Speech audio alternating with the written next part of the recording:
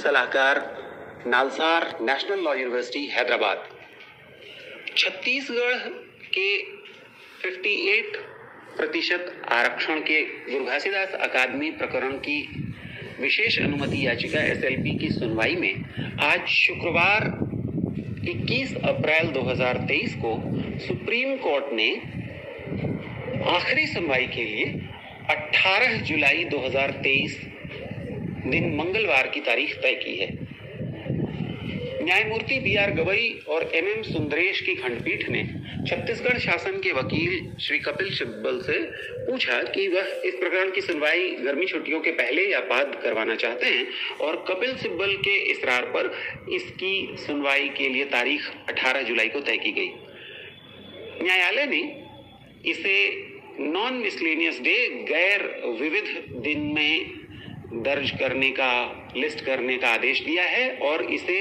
Item number 1 पर रखने का भी आदेश दिया है। लेकिन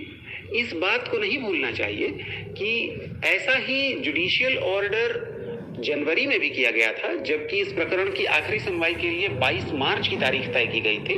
लेकिन 22 मार्च को इसकी सुनवाई नहीं हो सकी थी और शुक्रवार 24 मार्च को इसे लिस्ट में शामिल किया गया था, जबकि इस पर सुनवाई नहीं हो सकी। सुनवाई के लिए प्रकरणों का कॉज लिस्ट में शामिल किया जाना मुख्य न्यायमूर्ति का विशेषाधिकार है, और भारत के मुख्य न्यायमूर्ति ने यह तय कर रखा है कि गैर विविध दिनों यानी कि मंगलवार, बुधवार और शुक्रवार को विविध मामले यानी मिसलेनियस मामले सुनवाई के लिए शामिल नहीं किए जाएंगे। गुरु घासीदास अकादमी प्रकरण में अब तक न तो छत्तीसगढ़ शासन ने और न ही गुरु घासीदास अकादमी ने उनको जारी किए हुए नोटिस का जवाब दिया है। आज की सुनवाई में मेरे निर्देश पर योगेश ठाकुर और विद्या सिद्धार के अधिवक्ता ने यह बिंदु उठाने की कोशिश की, लेकिन न्यायमूर्ति बीआर गवई ने यह कहते हुए इस अनुरोध को टाल दिया कि छत्तीसगढ़ शासन को उनकी याचिकाओं में जारी किए नोटिस का जवाब देने की जरूरत नहीं है, क्योंकि यह एक अधिनियम की वैधता पर संवैधानिक चुनौती का प्रश्न है। छत्तीसगढ़ शासन के वकील कपिल सिब्बल ने 3 महीने बाद सुनवाई टालने का जो अनुरोध किया है, वह इस दृष्टिकोण से बहुत अजीब है कि अविरल तिवारी के प्रकरण दिसंबर 2022 से लेकर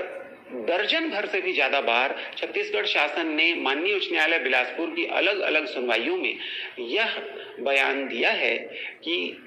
भर्तियां और नियुक्तियां माननीय उच्चतम न्यायालय में लंबित एसएलपी के कारण अटकी हुई हैं। यदि ऐसा है तो छत्तीसगढ़ शासन को जल्दी से जल्दी सुनवाई कराने की कोशिश करनी चाहिए थी, न कि मामले की सुनवाई को और 3 महीने टलवा देना चाहिए था। ख्याल रहे कि छत्तीसगढ़ शासन के वकील अभिषेक मनु सिंघवी ने इसी तरह दिसंबर 2022 में अंतरिम राहत के लिए जब योगेश ठाकुर के अधिवक्ता ने सुनवाई कराने के लिए एक तारीख तय की थी, तो ज्यादा समय उन्हें चाहिए ऐसा दावा करते हुए उसे 1 महीने के लिए टलवा दिया था, और इसीलिए अंतरिम राहत इस प्रकरण में नहीं मिल सकी थी। ये भी याद रखना चाहिए कि जुलाई के तीसरे हफ्ते में पदोन्नति में आरक्षण के भारत सरकार और 7 अन्य राज्यों का प्रकरण भी आखिरी सुनवाई के लिए नियत है, और उस 3 जजों की बेंच के माननीय न्यायमूर्ति बीआर गवई भी सदस्य हैं। इसको देखते हुए ऐसा कठिन लगता है कि यह प्रकरण जुलाई के तीसरे हफ्ते में मंगलवार 18 जुलाई को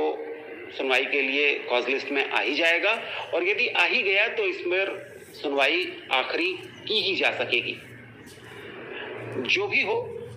क्या यह प्रकरण 18 जुलाई को कॉज लिस्ट में आएगा या नहीं,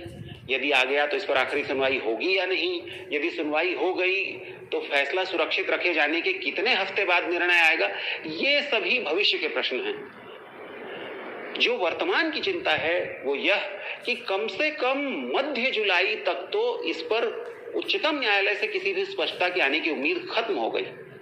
अब पूरा ध्यान वापस माननीय उच्च न्यायालय बिलासपुर में होगा, जहां की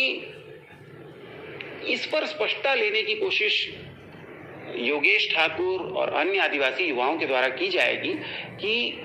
बहुत सारे अलग अलग मामले जो अलग अलग पक्षकारों ने दायर किए हैं, उन सभी की सुनवाई किसी खंडपीठ के द्वारा कर ली जाए और यह बताया जाए कि 19 सितंबर 2022 के गुरु घासीदास अकादमी प्रकरण फैसले का प्रभाव क्या है। क्या इससे एससी, एसटी और ओबीसी का वर्टिकल रिजर्वेशन शून्य हो गया है, या कि इससे मार्च 2012 से पूर्व की स्थिति आ गई है और 16, 20, 14 के तथाकथित अवैध रोस्टर के हिसाब से भी भर्तियां और नियुक्तियां की जा सकती हैं। जाहिर सी बात है कि छत्तीसगढ़ शासन और मुख्यमंत्री भूपेश बघेल को बहुत कठिन सवालों के जवाब देने होंगे। मुख्यमंत्री भूपेश बघेल ने 14 अप्रैल को यह बात कही थी कि राज्य के युवाओं के भविष्य के प्रश्न को इस तरह टालकर नहीं रखा जा सकता। यदि उनका यह बयान ठीक था तो छत्तीसगढ़ शासन को जवाब देना ही होगा कि उसने सुनवाई को 3 महीने के लिए क्यों टलवाया है। अगर माननीय मुख्यमंत्री ये कहना चाहें कि वरिष्ठ अधिवक्ता कपिल सिब्बल ने उनसे सलाह किए बगैर यह निर्णय लिया है, तो ईमानदारी का तकाजा यह है कि छत्तीसगढ़ शासन को वरिष्ठ अधिवक्ता कपिल सिब्बल को अपने प्रकरण से तत्काल प्रभाव से हटा देना चाहिए। यदि छत्तीसगढ़ शासन ऐसा नहीं करता है तो इसका मतलब होगा कि मुख्यमंत्री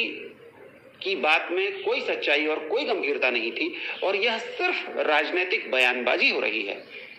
दूसरी तरफ भाजपा के राज्य नेतृत्व को भी अब यह समझना होगा कि ओबीसी के लिए 27% का आरक्षण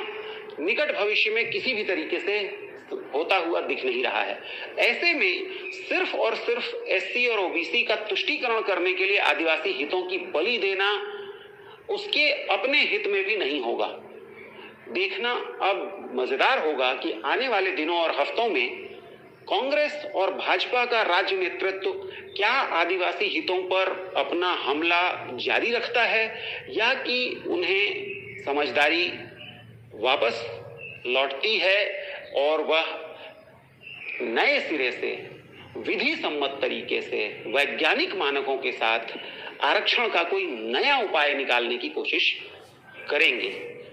अनुसूचित क्षेत्रों और गैर अनुसूचित क्षेत्रों के लिए अलग अलग आरक्षण की व्यवस्था करके एक उपाय बनाया जा सकता है,